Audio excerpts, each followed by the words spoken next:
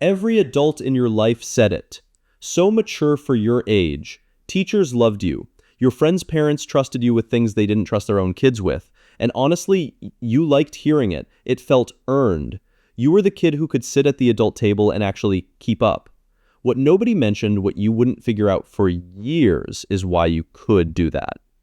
That's what this is about, that perceptiveness people keep complimenting you on.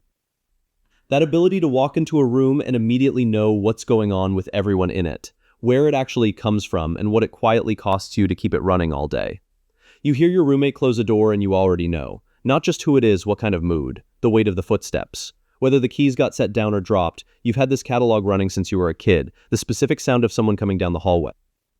Whether tonight was going to be a calm one, or whether you needed to make yourself small and disappear into your room. Most people don't register any of this. They hear a door close and it's just a door. You hear a door close and your body's already done the math. There's a name for what your brain does, hypermentalizing. And it's the automatic, constant attempt to figure out what someone is feeling based on the smallest cues, micro-expressions, breathing changes.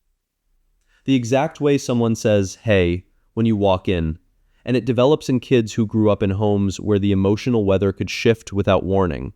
Your brain figured out early. If you can read what's coming, you can get ahead of it.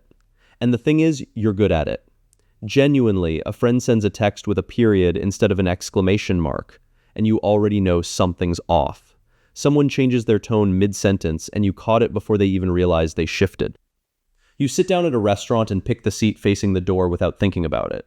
Not because you chose to, because something in you won't let you sit with your back to the room, and that same instinct that reads people shows up in places you probably wouldn't connect. You rehearse conversations, not the important ones. All of them. What you'll say to the cashier, how you'll respond if you bump into someone unexpectedly. You've got entire branching dialogue trees mapped out for a 20-second interaction at a coffee shop. Every possible version of what they might say. Every awkward pause accounted for in advance. Psychologists call this cognitive rehearsal. When unpredictability felt dangerous growing up, your brain started manufacturing certainty ahead of time. Plan every version of the interaction, and you're never caught off guard. It works. You almost never are.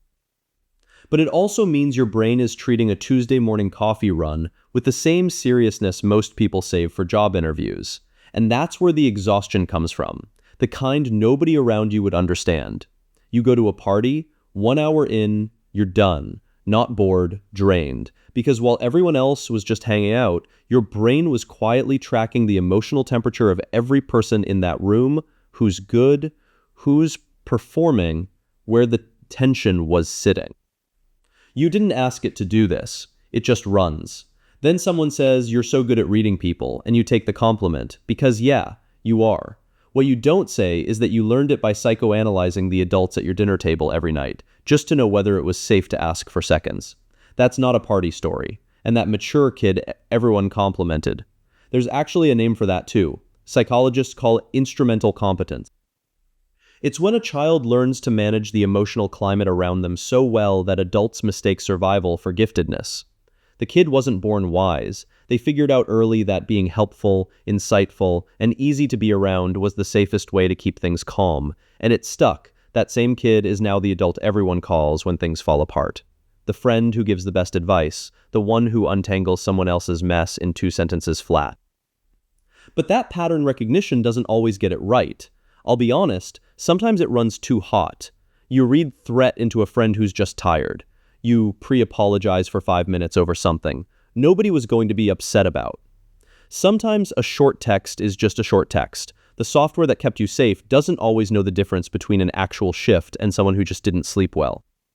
But the thing you do, that instant, quiet scan you run on every room, every conversation, every silence, people who didn't grow up the way you did don't even know that kind of reading is possible.